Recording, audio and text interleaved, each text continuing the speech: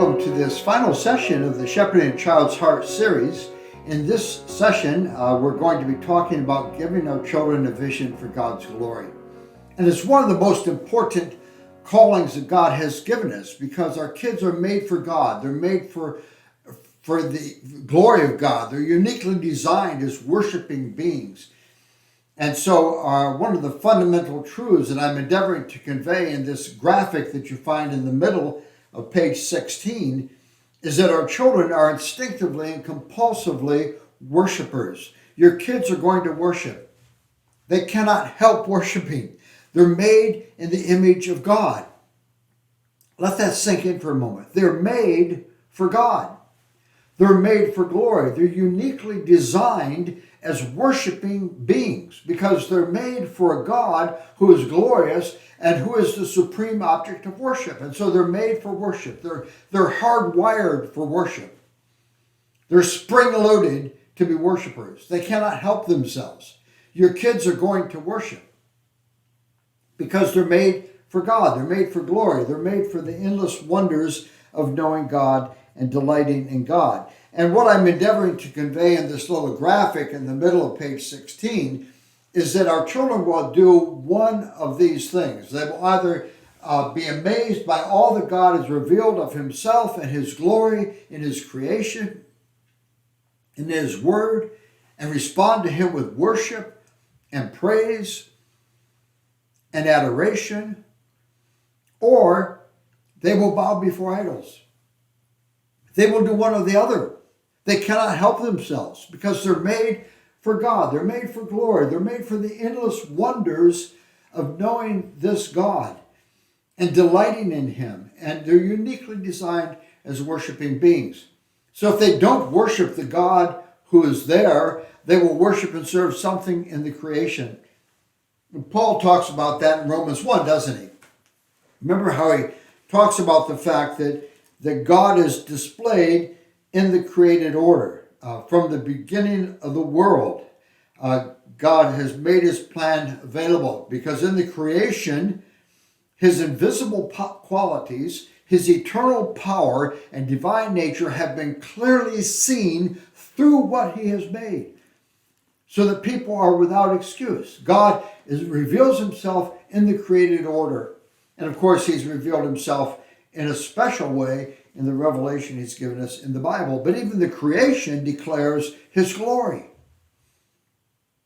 He's revealed himself. Now, what happens when creatures who are made for God, who are made for glory, who are uniquely designed as worshiping beings, fail to worship the God for whom they're made? They don't cease being worshipers. They find something in the creation to worship instead of God. And that's really what Paul talks about in Romans 1. Remember in verse 21, he says, although they knew God, they neither glorified him as God nor gave thanks to him, but their thinking became futile and their foolish hearts were darkened. Although they claimed to be wise, they became fools and exchanged the glory of the immortal God for images made to look like mortal man, birds and animals and reptiles. The key word in the passage is exchange. People make this great exchange. They exchange the glory of God, who's revealed in the creation, for the worship of something that the Creator has made. And they worship and serve created things rather than the Creator who made the things. Verse 25 says the same thing. They exchanged the truth of God for a lie and worshiped and served created things rather than the Creator. And that's really what I'm endeavoring to express in this graphic. Either our children will know God and will delight in God. They're made for God. They're made for glory. They're hardwired for worship. They're made in his image. They're designed to be dazzled. They have worship receptors all over them. They love to be awed. They love to be mesmerized and delighted and tantalized and enthralled and thrilled. They're uniquely designed for worship because they're made in his image. Either they will worship the God for whom they're made, or they'll find something in the created order to worship instead. But human beings cannot help worshiping. We're uniquely designed that way. We are hardwired as worshipers. I'm persuaded that's why we love to watch sports on TV. I mean, think about it. How many ESPN channels are there? You can even get classic ESPN, so you can watch sporting events that happened 40 years ago before you were born.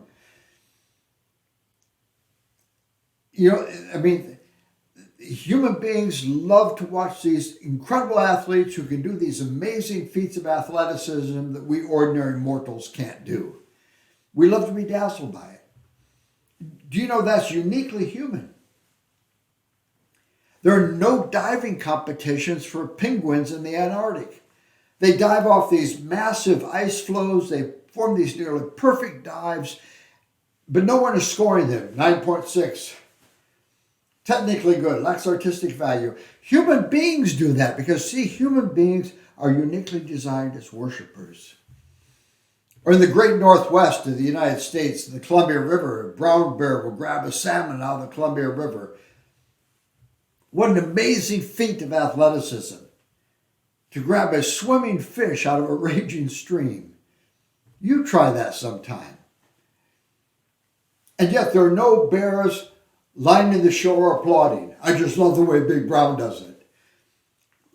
Little bears don't grow up with pictures of Big Brown in their den with a Nike Swift shaved into his chest. No one is making color commentary. I think that's 27 clean grabs this season. I believe that's a record. Human beings do that sort of thing because, see, human beings are uniquely designed for worship. And Paul makes it clear at the end of Romans 1, it's very fascinating, that all problems of living are ultimately worship problems. They're never solved on the level of behavior. They're solved on the level of worship. And so he describes at the end of this chapter what happens when people make the exchange.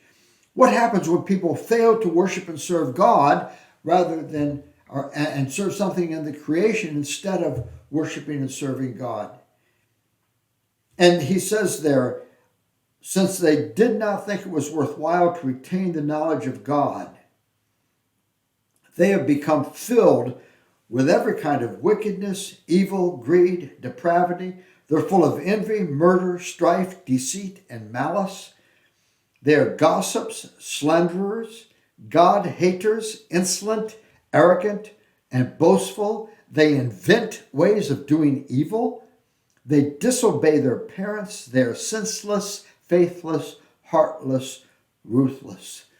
All those problems that actually summarize all the nature of all the conflicts human beings have with each other on this planet are the result of a failure to worship and serve God. If we don't know who God is, our lives become broken and irreparably damaged. And we fall into lifestyles that are degrading and wicked.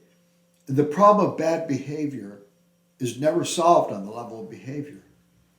It's solved on the level of worship.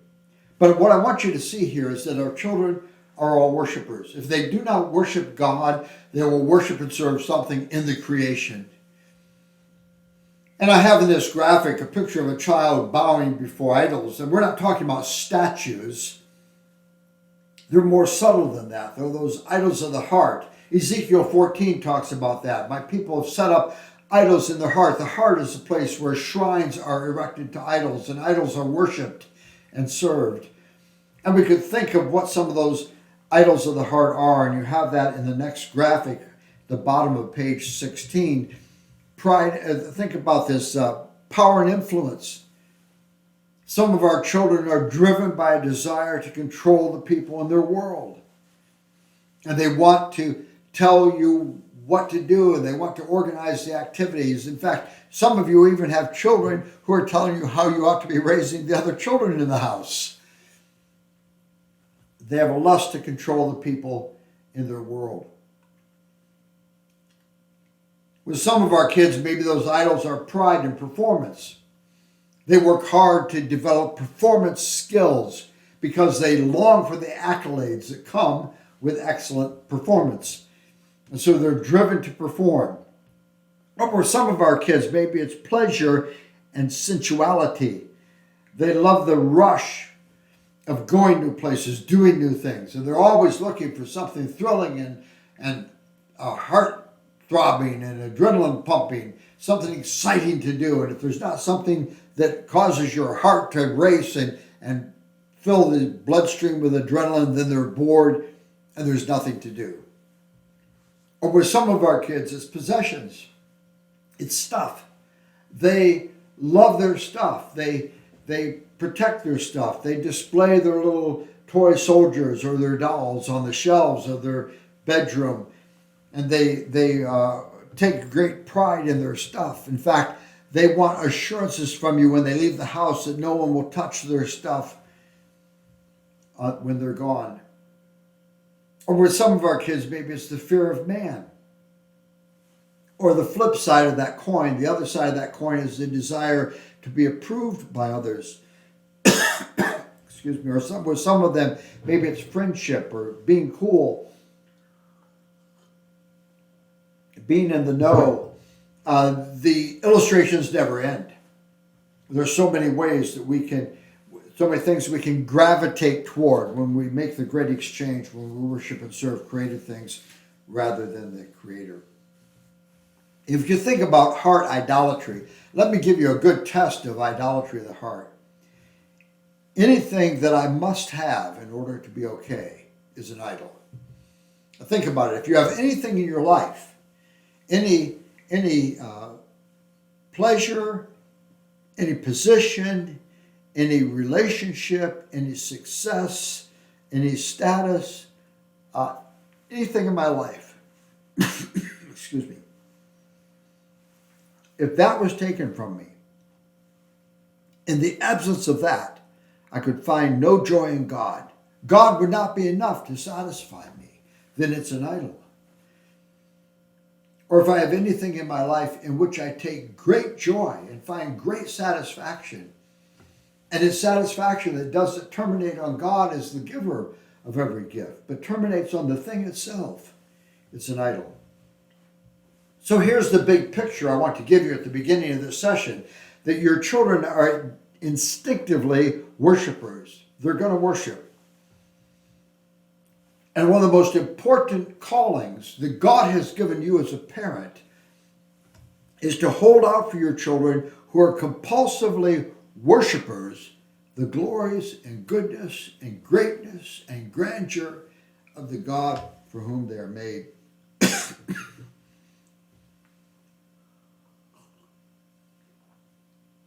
Because children will never have right thoughts about themselves until they have right thoughts about God. They will never be able to interpret life accurately, correctly,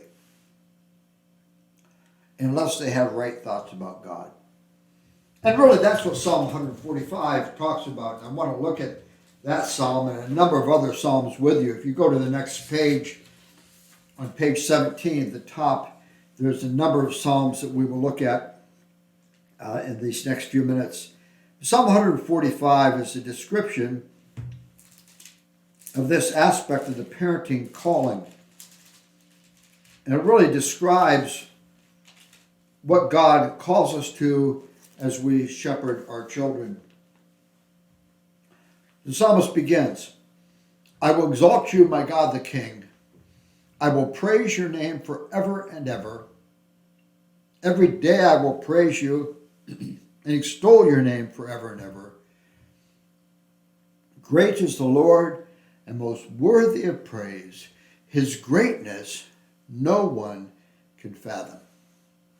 There's a depth to the ocean of the greatness of God that we can never reach.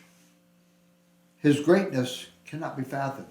I think the ESV translates this, his greatness is unsearchable. It's the same kind of word picture. You drop the line into the ocean, you can't get to the bottom. You send out the satellite into the furthest reaches, you can't get to the end. His greatness, no one can fathom. Now here's the parenting piece. One generation will commend your works to to another. That's what God's calling us to. To be this one generation commending the glories of God, the excellence of God, the beauty of God, the majesty of God, the grandeur of God to the next generation. Helping our kids to see God and to delight in God and to find God to be glorious and profoundly satisfying and as the one who meets our deepest needs. Now you might think to yourself, well, that's great. I would love to do that with my kids. What do I talk to them about? Can you give me an outline? What do we talk about? And this psalm does that for you. This psalm provides some 20 categories of things that you can talk to your kids about that are descriptive of the wonder and grandeur of God. They will tell of your mighty acts. Think of the mighty acts of God. Think of all the things that could be summarized under mighty acts of God. Acts of creation, acts of providence, acts of protection, the mighty acts of God. Here's another category. They will speak of the glorious splendor of your majesty, the regal glory of God, the majestic splendor of this God who is King of kings and Lord of lords. They will meditate on your wonderful works. The works of the Lord are studied, the psalmist says in Psalm 104, by all who delight in them.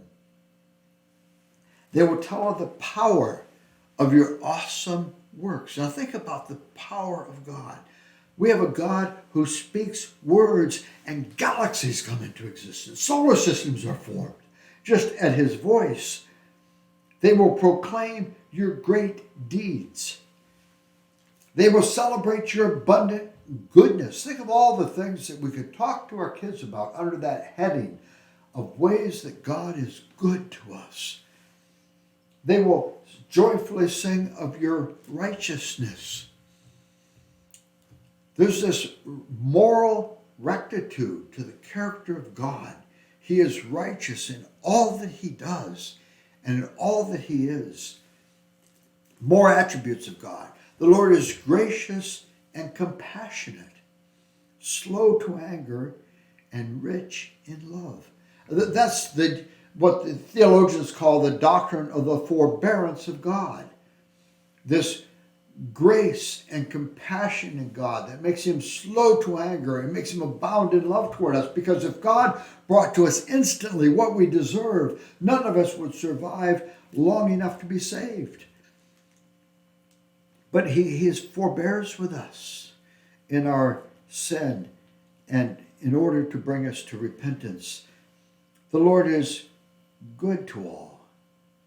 He has compassion on all he has made. Think of the compassion of God, his tender mercies. All you've made will praise you, O Lord. Your saints will extol you. They will tell of the glory of your kingdom and speak of your might, so that all men may know of your mighty acts and the glorious splendor of your kingdom. Your kingdom is an everlasting kingdom. Your dominion endures throughout all generations. I mean, think about the kingdom of God, this glorious kingdom that is growing and growing and will continue to grow until the knowledge of the Lord covers the earth like the waters cover the sea. This everlasting kingdom. The kingdoms of this world rise and fall. They rise and they have their zenith and they trail off into history. But here's a kingdom, that is eternally glorious and that will never end, that will endure throughout all generations. More attributes of God. The Lord is faithful in all of his promises and loving toward all he has made. The Lord upholds all who fall. He lifts all who are bowed down. The eyes of all look to you, and you give them their food at the proper time. You open your hand and satisfy the desires of every living thing. The Lord is righteous in all of his ways, loving toward all he has made. The Lord is near to all who call on him, to all who call on him in truth. He fulfills the desires of those who fear him. He hears their cry and saves them. The Lord watches over all who love him, but all the wicked he will destroy. My mouth will speak in praise of the Lord. Let every creature praise his holy name forever and ever. That's parenting, brothers and sisters. It's the most wonderful calling that God has given us. It's the most important calling that God has given us, because you're raising children in your home who are instinctively and compulsively worshipers. They're going to worship. They can't help worshiping. They're made in God's image. They're made for God. They're made for glory. They're uniquely designed as worshipers. And one of the most important callings God has given us is to hold out for them the wonder of who God is. Oh, children, there's this God. He's marvelous. He's glorious beyond describing. Life is found in knowing him. Oh, children, you must know God. You must know God. We want to hold his glories out to our children all the time.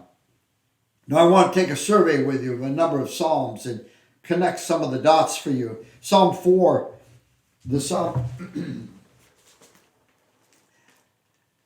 psalmist says, many are asking, who will show us any good? Let the light of your face shine on us, O Lord. You have filled my heart with greater joy than when grain and new wine abound. The greatest joys your children can experience, the greatest joys we can experience, the greatest joys human beings can experience are not the joys of owning things, going places, doing things. The greatest joys we can experience are the joys of knowing God. You have filled my heart to be with you, to know you, to be loved by you, to love you, to delight in your being, in your excellence, in your glory. Fills my heart with greater joy than when grain and new wine abound. I love the word picture of this psalm because the psalmist is writing in a non-technical age, in an agrarian culture. There's no science of food preservation, no canning, no freezing. There's no ability to do whatever they do to microwavable food that makes it possible to zap it back to life and have it be tasty and nutritious. There's this brief window in each season when you have an abundant harvest, and you may as well devour it because you have no ability to preserve it in its freshness. Can you imagine the joy of harvest? That's the word picture here. You have filled my heart with greater joy. And we want to help our children to see that the greatest joys they can experience in this life have to do with knowing God and understanding who God is. It's a message our children need to be hearing all the time. Children, you're made for God. The greatest joys you can know are found in savoring and delighting in the presence of God. In Psalm 16, the psalmist talks about the fact that there are joys unspeakable and glorious in God's presence. And in verse 11, he says, you have made known to me the path of life. You will fill me with joy in your presence.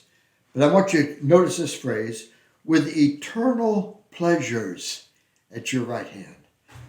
There are pleasures that will never grow flat, pleasures that will never cease to satisfy, pleasures that will never end up as gravel in the mouth that are found in the right hand of God. In fact, there are eternal pleasures. There are pleasures in delighting in God that even eternity will not exhaust. Eternal pleasures. Think what Ephesians 2 talks about. It says it'll be God's pleasure throughout the coming ages to show us the everlasting glories, the endless delights of knowing Him. Think what eternity holds for us. Because even one day in heaven, glorified, unable to sin, confirmed in righteousness, we will still be finite creatures, and He will still be infinitely glorious. And we'll never get to the end of it. There'll be fresh episodes daily of wonder and joy in God. Fresh ways that God is revealing himself to us and satisfying us with all that is true of him. And we're overwhelmed with the endless pleasures, the eternal pleasures of knowing God. In Psalm 27, the psalmist is facing difficulties, and he describes those difficulties to us in such graphic terms. He says, when evil men advance against me to devour my flesh. That sounds serious to me. Does that sound serious to you? When my enemies and foes attack me, though an army besiege me, though war break out against me, even then I'll be confident. Get the picture here. Evil men advancing against me to devour my flesh, enemies and foes attacking me, war breaks out against me, an army is in pursuit of me. I have one request of God. What's the psalmist's one request? It's not, Lord, beam me up, get me out of this mess. But his one request is, oh, that I might dwell in the house of the Lord all the days of my life, to gaze upon the beauty of the Lord, because in the day of trouble, he will lift me up and he'll set me on a rock. Have you ever thought about this? The greatest deliverance you could ever experience is not the deliverance of new circumstances. It's not the deliverance of the winds blowing your way and circumstantial change that has taken place. The greatest deliverance you can ever experience is the deliverance of knowing God in the midst of the circumstance. Have you ever talked to a Christian who's been through some deep trial? Maybe the loss of a loved one, or a trial that has literally threatened their life. And God has brought them through on the other side of this trial. And they say something to you like this. They say, it was a difficult trial. I would not have chosen it. But God has drawn near to me, and I've known God in this trial in ways that I could not have imagined. And really, that's the picture here. We talked to a friend. We had a friend have a friend who lost a son, 23 years old, godly young man, loved the Lord, servant's heart. He was engaged to be married. In fact, he was on his motorcycle driving to his girlfriend's house in order to study some Bible studies that they were doing together in preparation for marriage. And he was struck head on by an SUV. Blunt force trauma, he's instantly gone. And our friend came to us sometime later, and he said, you know, this has been the worst trial, the most bitter trial we've ever experienced, and we've wept more than we could imagine weeping. And then his face glowed like he was like Moses coming down from the mountain. He said, but Ted, I can't tell you how precious God has been, how we've known God and his care and his provision for us in such marvelous ways. And even though it's been a difficult trial, we wouldn't trade it for anything. That's the deliverance that Psalm 27 is describing. It's the deliverance of knowing God in the midst of the trial. He will set me on a rock.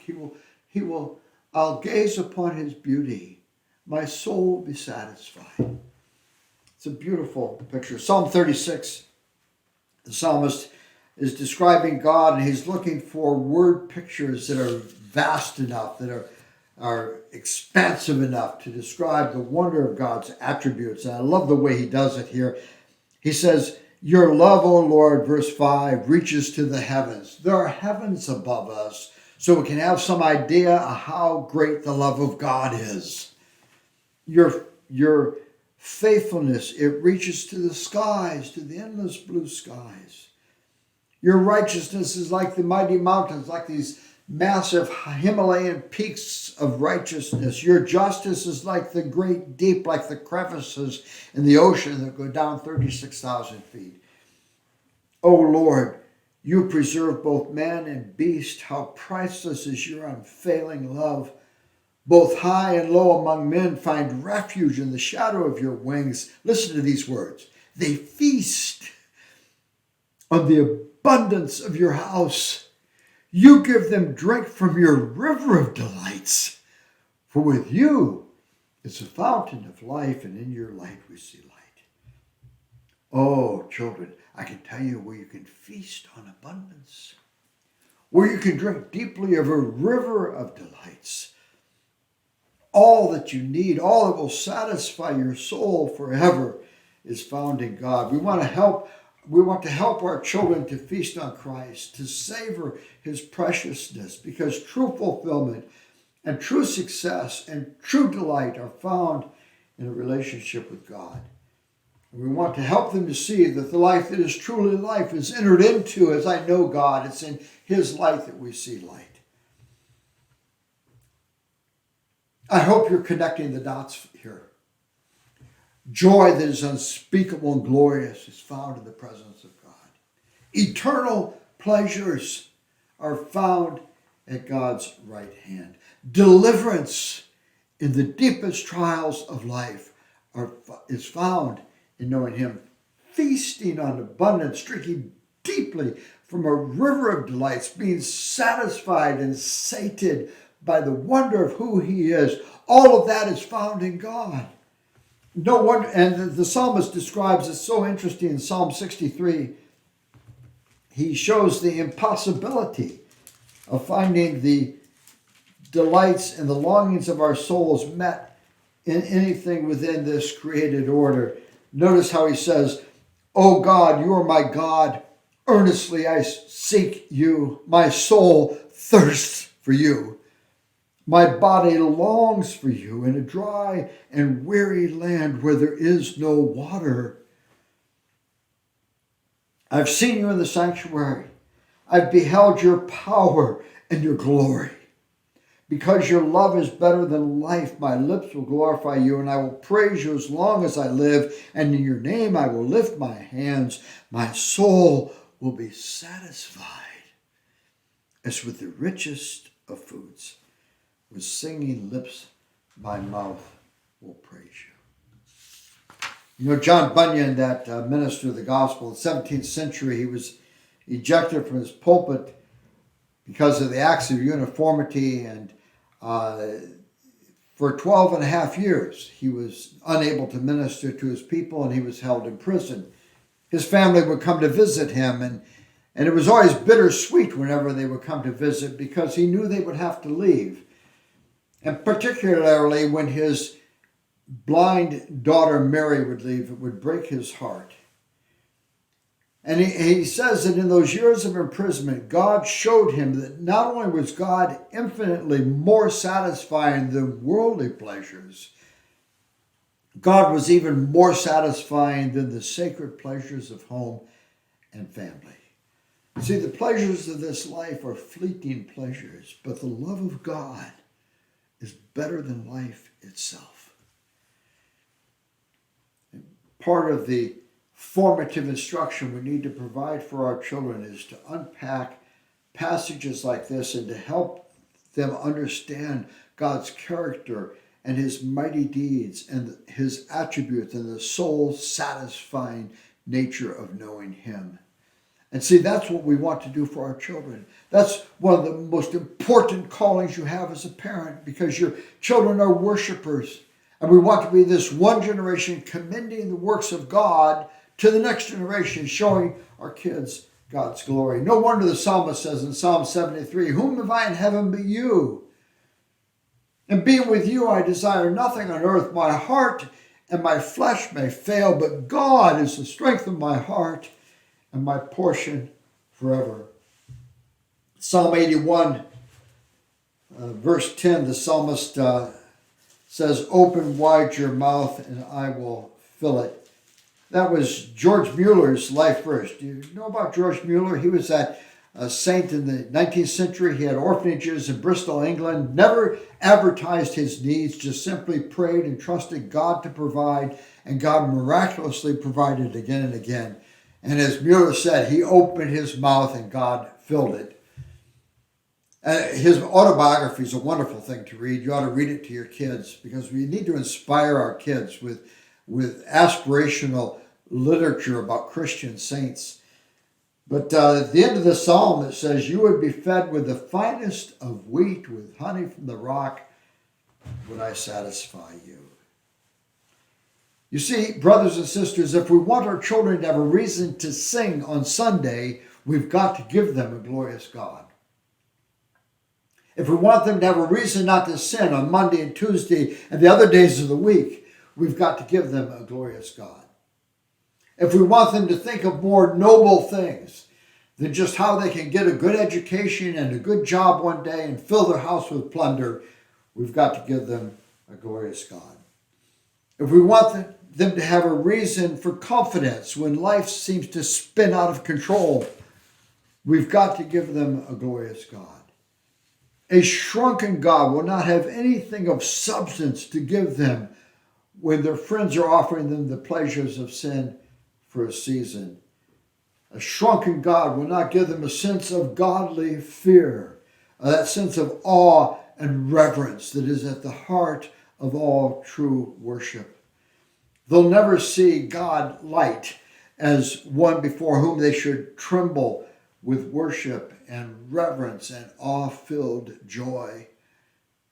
See, a vision for God and a vision for His glory is what will stoke the fires of worship. And I don't have to remind you that we're living in very perilous times because modern evangelicalism has reduced the gospel. We've made the gospel about getting your ticket punched for heaven so you can pray the sinner's prayer and be guaranteed of glory. But I'm persuaded the heart of the gospel is the glory of God. Think about Isaiah 42. It says that God is jealous for His own name. He says, I am the Lord, that's my name. I will not give my praise or my glory to another. God is jealous for His glory. Christ is jealous for His glory. Remember how He prays in John 17, Father, I want those you have given me to be with me where I am so they can see my glory, that glory I had with you before the world began. God is zealous for His glory. That's why He chooses people for Himself. Paul tells us in Romans chapter 9, the heart of the gospel is the glory of God. I was struck with that one day reading Psalm 96. And the psalmist says, sing to the Lord a new song. Sing to the Lord all the earth. Sing to the Lord. Proclaim His name. Proclaim His salvation day after day. Now what follows is the proclamation of salvation. Declare His glory among the nations. You see, the proclamation of God's glory is the proclamation of salvation. There's this glorious God. He's marvelous beyond describing. You're made in His image. You're made for Him. In your fallenness, you cannot live in His presence, but He's made a means by which that can happen through the life and death of His Son, Jesus Christ. And we can enter into His glory. We can see His glory. We can behold Him. He's a glorious God. He's full of splendor and majesty. And these truths are self-authenticating truths, and they're truths that we need to hold before our children who are instinctively worshipers.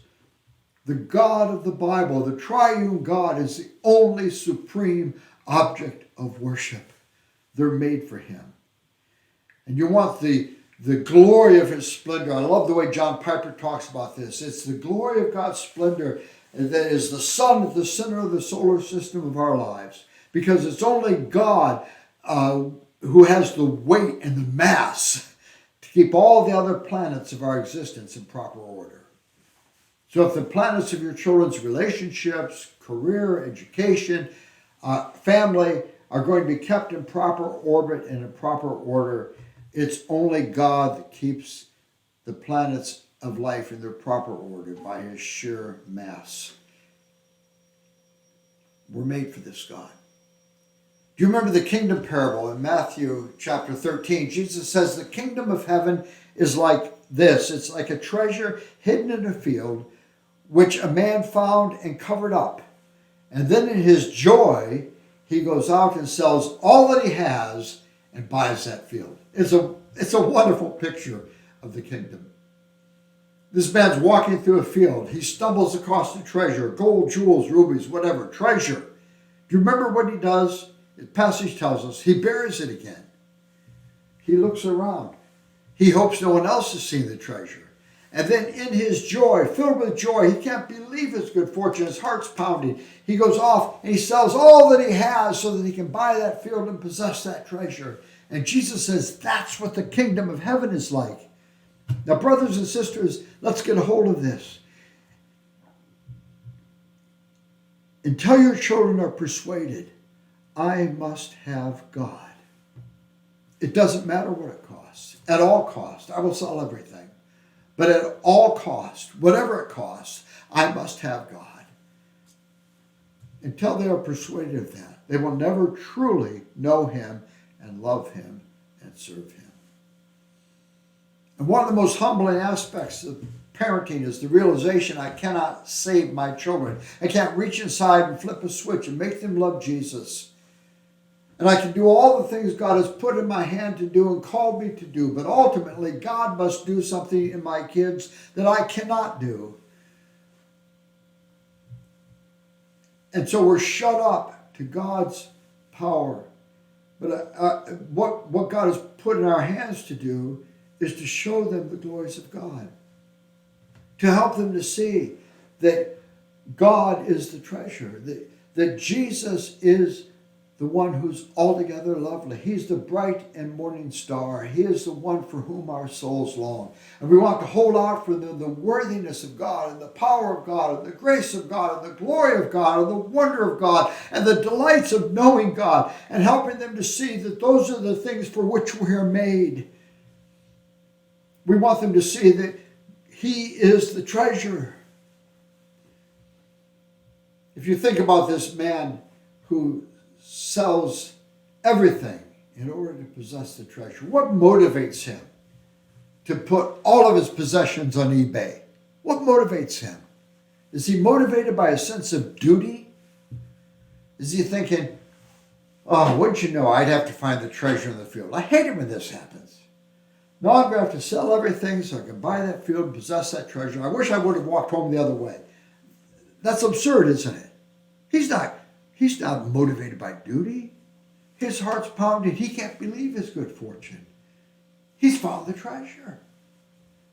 And filled with joy, he goes out and he sells everything so that he can go back and buy that field and possess that treasure. And Jesus says that's what the kingdom of heaven is like. You see, what will keep your kids from sin and wickedness in a culture where perversion has become mainstream entertainment? What will be large enough? What will have enough mass? What will enlarge their souls and make lust seem petty and silly by comparison?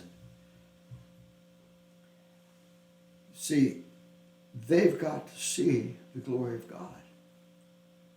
And we cannot make them see it, but we can endeavor in every way possible to show it to them. Now, real quickly, why is this so important? We don't live out of the facts and circumstances of our existence. I'm in the middle slide of page 17. We interpret those circumstances. And what we do with God will determine our interpretation of the circumstances of our lives. And if your children are not dazzled by God, if they're not mesmerized by him, if they're not enchanted, enthralled, and delighted, and overwhelmed, and thrilled, and enchanted with him, they will never be able to interpret their lives properly. Because the primary truth of all interpretation is the being and existence and glory of the God of the Bible. We've got to show them his glory. Secondly, I want you to see that your children don't sin from duty, they sin for pleasure. And part of your task is to help them understand that the pleasures of sin are fleeting and solid joys and lasting pleasure are found in the right hand of God. They're found in knowing God. It's in his light that we see light, Augustine said in the 4th century A.D. We're made for God. We'll never find rest until we find our rest in him. A third issue that we need to recognize in all of this is the fact that that if we're going to help our children to be dazzled by God, we've got to be dazzled by God ourselves.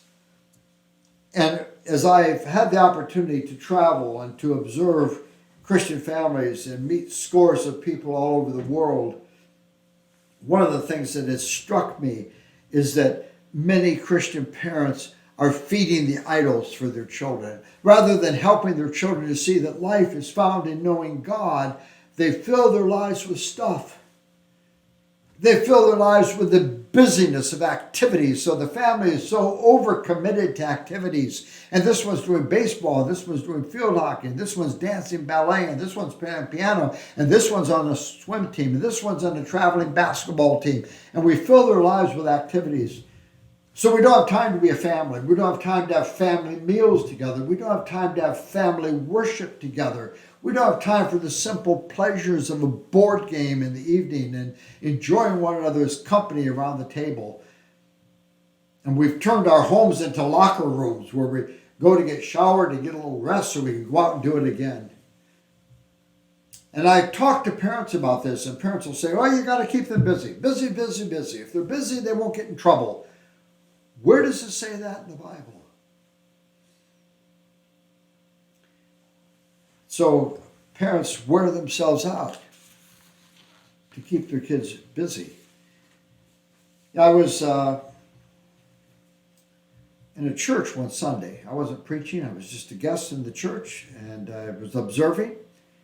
And I noticed this little boy come into the church. It's the Lord's Day. I mean, we do believe in the 10 Commandments, don't we? Or do we believe in the 9 Commandments? No, it was the Lord's Day.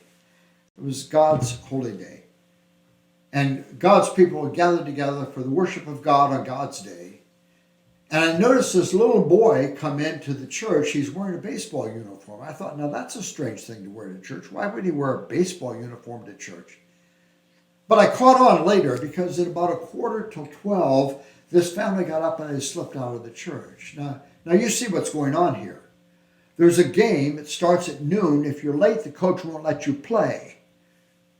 And so at 11:45, this pastor is preaching his sermon. He's pouring out his heart. He's prayed over this message. He's thought of how to illustrate it and how to organize it and how to make it memorable.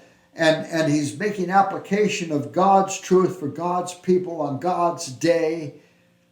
And just as he gets to the zenith of his sermon, this family gets up and they slip out of church because they have another worship service to go to.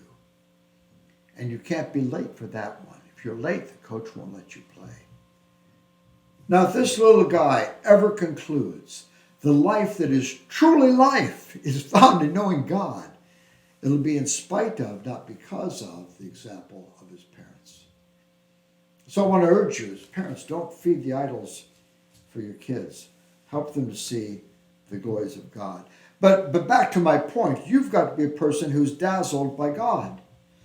I love the way Morris Roberts talks about this in his little book, The Thought of God. Forgive this long quote, but it's so powerful. He says, ecstasy and delight are essential for the believer's soul, and they promote satisfaction. We were not meant to live without spiritual exhilaration, and the Christian who goes a long time without the experience of heartwarming will soon find himself tempted to have his emotions satisfied from earthly things and not as he ought from the Spirit of God. The soul is so constituted that it craves fulfillment from things outside itself and will embrace earthly joys for satisfaction when it cannot reach spiritual ones. The believer is in spiritual danger if he allows himself to go for any length of time without tasting the love of Christ and savoring the felt comforts of the Savior's presence. When Christ ceases to fill the heart with satisfaction, our souls will go in silent search of other lovers. You see, if you're going to help your children be dazzled by God, you've got to be dazzled by God because you can't give away something you don't have. I love the way Jonathan Edwards says it so simply and so profoundly. He says there's a difference between believing that God is holy and gracious and having a new sense on the heart of the loveliness and beauty of that holiness and grace. The difference between believing that God is gracious and tasting that God is gracious is as different as having the rational belief that honey is sweet and having the actual sense of its sweetness on the palate.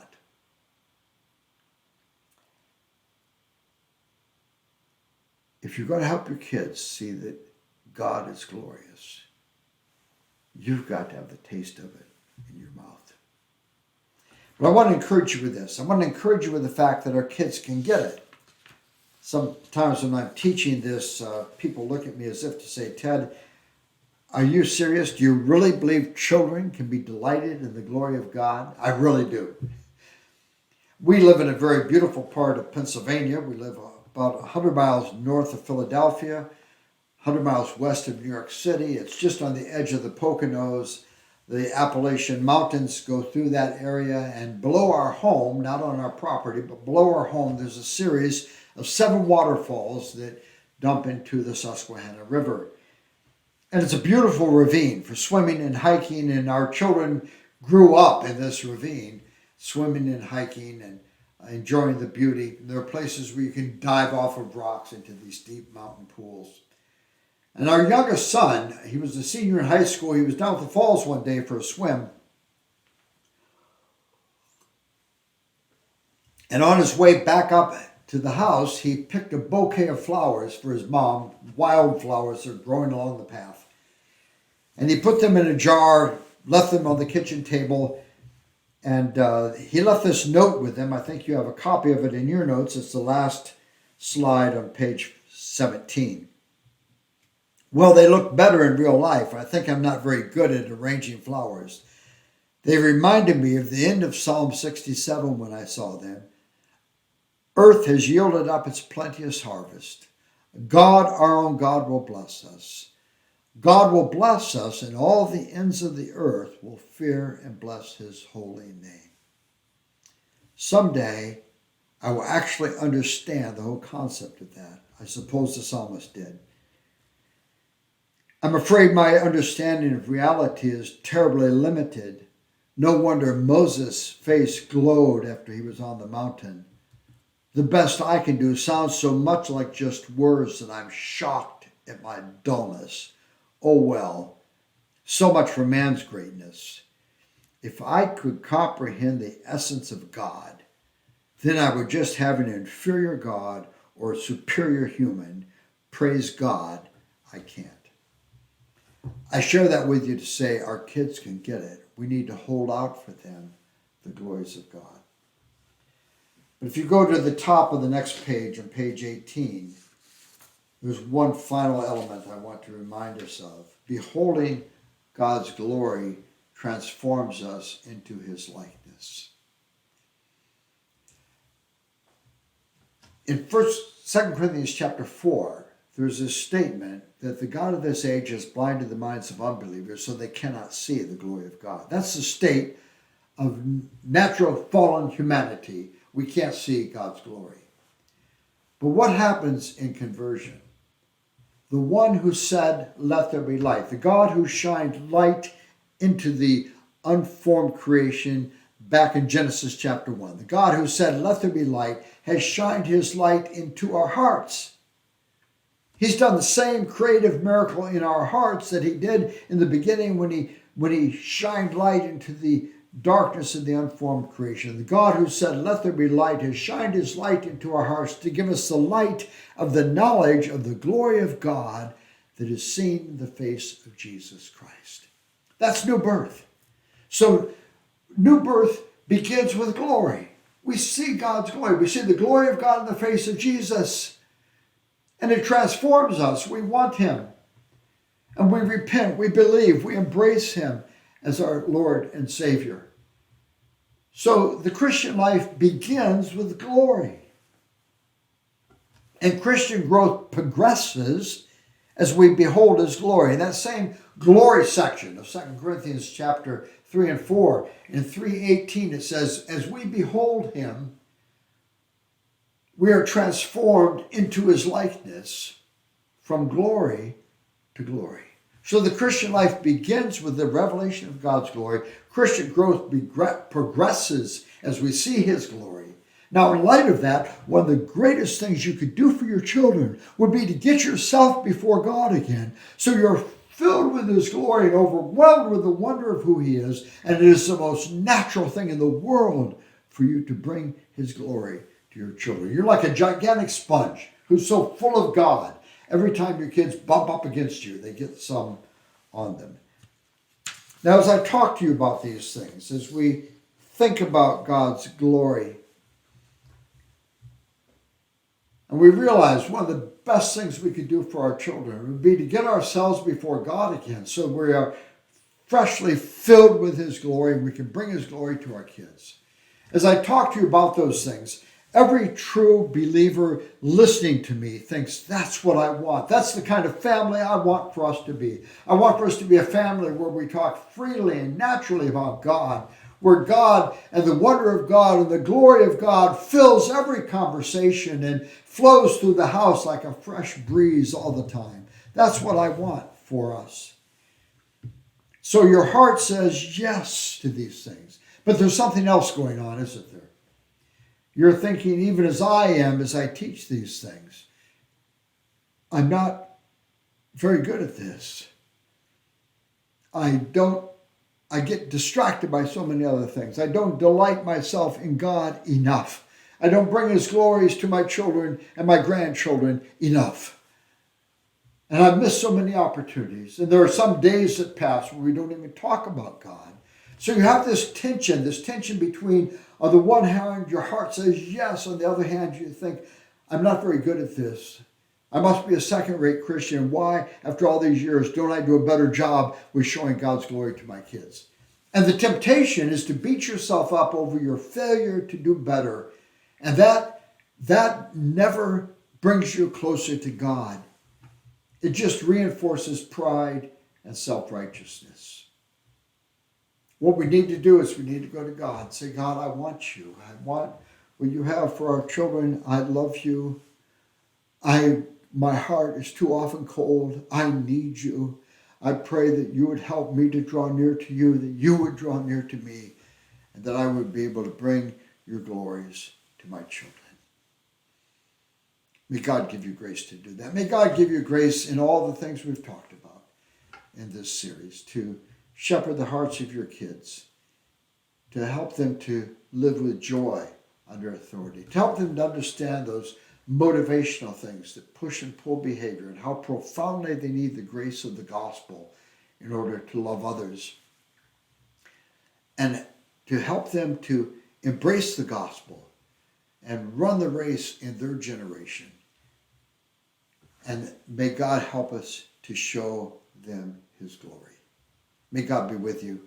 I trust that this series will bear good fruit for many years in your family. And as Psalm 78 says, that even generations yet unborn would be impacted by the things that we've talked about. May God bless you.